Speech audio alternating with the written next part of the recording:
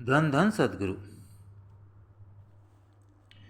प्रभु के साथ हम सबका मिलन होना है, इसलिए कहा गया है कि प्रभु एक पुरुष है और हम सब नारियां हैं। हम सब ने जाकर उनसे मिलना है। बहुत सी बार हम अपने असली रूप को भूल जाते हैं और सोचते हैं कि मैं आदमी हूँ, मैं बच्चा हूँ, मैं औरत हूँ, मैं बुज़ुर्ग हूँ, मैं पढ़ा लिखा हूँ, मैं तंदुरुस्त हूँ, मैं बीमार हूँ। बाहर के रूपों में जीते जीते हम अपनी जिंदगी गुजार देते हैं।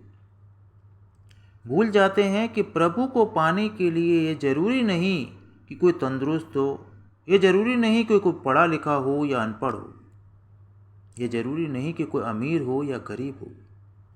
प्रभु को हम हर रूप में पा सकते हैं, चाहे हमारा बाहरी रूप कैसा भी हो।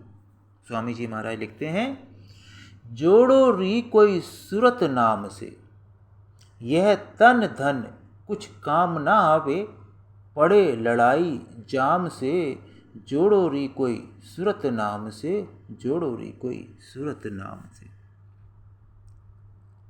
प्रभु की नज़दीकी हम सबके साथ है। यह हम हैं कि उस नज़दीकी को देख नहीं पाते और हमारा नज़रिया जो प्रभु की ओर से हटकर दुनिया की तरफ चला जाता है। हम लोग बाहरी तौर से सोचते हैं कि अगर यह ब्राह्मण है तो प्रभु के नज़दीक होगा, अगर यह धर्म ग्रंथों को पढ़ने वाला है तो यह प्रभु के नज़दीक होगा, अगर यह अमीर है तो प्रभु से दूर होगा, अगर यह राजा है तो प्रभु से दूर होगा। ये मानसिक रुकावटें हम सब ने अपने अपने दिमागों में डाल रखी। एक ब्राह्मण की जिंदगी की कहानी है। इस ब्राह्मण की जिंदगी में एक ऐसा समय आया जबकि उसे पैसों की बहुत तंगी हो गई। उसकी पत्नी ने उससे कहा कि आप राजा के पास क्यों नहीं जाते? राजा तो बहुत खुले दिल का है, वह सबकी बहुत मदद करता है। आप उसके पास जाइए, वह आपकी पैसों की तंगी दूर कर देगा। वह ब्राह्मण राजा के पास चला गया। राजा के दरबार में पहुंचा।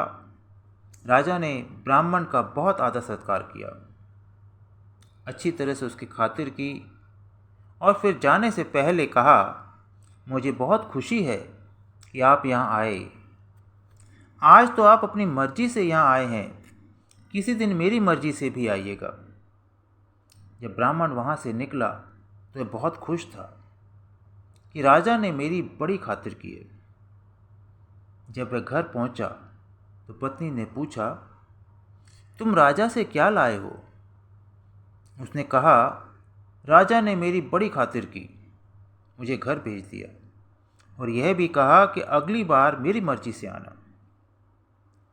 तो पत्नी ने कहा, ठीक है, अगली बार तुम जाओगे तो वे तुम्हें खूब सारे पैसे देंगे, इसलिए अगली बार उन्होंने खुद तुम्हें बुलाया है।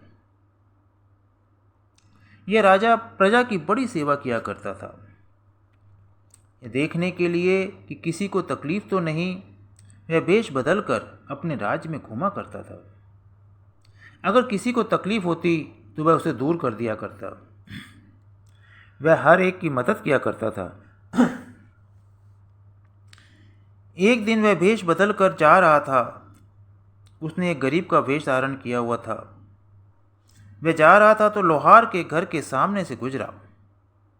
लोहार ने उससे पूछा कि भाई, तुम मेरे लिए काम करोगे? मेरे पास बहुत सा काम आया हुआ है। राजा, जो कि उस समय गरीब आदमी के रूप में था, उसने कहा, हाँ जी, मैं करूँगा। लोहार ने कहा, ठीक है, मैं तुम्हें 1 घंटे के काम करने के 2 पैसे दूंगा। राजा ने बड़े प्यार से वहाँ पर 2 घंटे काम किया। उसके हाथ में छाले पड़ गए। इस किस्म का काम उसने पहले कभी नहीं किया था। इस प्रकार 4 पैसे कमाकर वह ले आया। फिर उसने ब्राह्मण को बुलवाया और जब वह ब्राह्मण राज्य में पहुंचा तो उसने उसका बड़ा आदर सत्कार किया। जब वह जाने लगा तो उसे वे 4 पैसे पकड़ा दिए। वह ब्राह्मण बड़ा खुश हुआ कि मेरा बड़ा आदर हुआ है, और जो पैसे मिले थे उन्हें लेकर वह बड़ी खुशी से घर आ गया। घर में पहुंचा तो पत्नी ने पूछा, राजा से क्या लेकर आए हो? उसने बताया कि राजा ने बड़ा खिलाया पिलाया, आदर सम्मान किया। पत्नी ने कहा, वह तो ठीक है, लेकिन राजा ने तुम्हें दिया क्या? उसने कहा, यह मुझे दिया है। जब पत्नी ने देखा कि 4 पैसे मिले हैं, उसने उठाकर वे बाहर फेंक मारे कि 4 पैसे लेकर आए हो, इनसे हमारा क्या बनेगा? अंधेरा हो चुका था, वे लोग सो गए। सुबह उठे तो घर के बाहर सोने के 4 बड़े बड़े डंडे लगे हुए थे। जब उन्हें खोदा, देखा हर एक के नीचे वह एक पैसा पड़ा हुआ था। उन्होंने डंडों को काटा, उन्हें इस्तेमाल किया। अगले दिन देखा तो वे सोने के डंडे फिर उतने पड़े हो गए। इस तरह उनके पास पैसे की कोई कमी ना रही। राजा ने ब्राह्मण को अनाज या तिजोरी से चीज़ें क्यों नहीं दी? क्योंकि राजा नहीं चाहता था कि जो उसकी अपनी कमाई ना हो वह ब्राह्मण को दे और उसकी जिंदगी को भ्रष्ट कर दे। राजा ने अपने खून पसीने की कमाई उसे दी। उसके खून पसीने की कमाई का फल इतना ज़बरदस्त था कि दिखने में वे चाहे 4 पैसे लग रहे थे, लेकिन उन्होंने ब्राह्मण की आर्थिक हालत हमेशा हमेशा के लिए ठीक कर दी। तो कबीर जी इस जगह लिखते हैं, जो सुख पावो नाम भजन में, सो सुख नाहि अमीरी में, भला बुरा सबको सुन लीजिए, कर गुजरान गरीबी में। इसी प्रकार महापुरुष नामदान के दिन हमें क्या देते हैं? उनके पास तो सब कुछ है। उनके पास तो राजा भी आते हैं, महाराजा भी आते हैं, व्यापारी भी आते हैं, अमीर भी आते हैं, गरीब लोग भी आते हैं। लेकिन वे नामदान के दिन क्या देते हैं? वे यह तो नहीं कहते कि इतना पैसा ले लो तो हम अमीर हो जाओगे। वे यह नहीं कहते कि तुम्हारी सेहत ठीक हो जाएगी, ये खाया पिया करो तो ठीक रहोगे। ये बाहर की कोई चीज़ नहीं देती। तो क्या देते हैं? अपनी कमाई देते हैं। जो उन्होंने कमाया है उसका थोड़ा सा हिस्सा प्रदान करते हैं।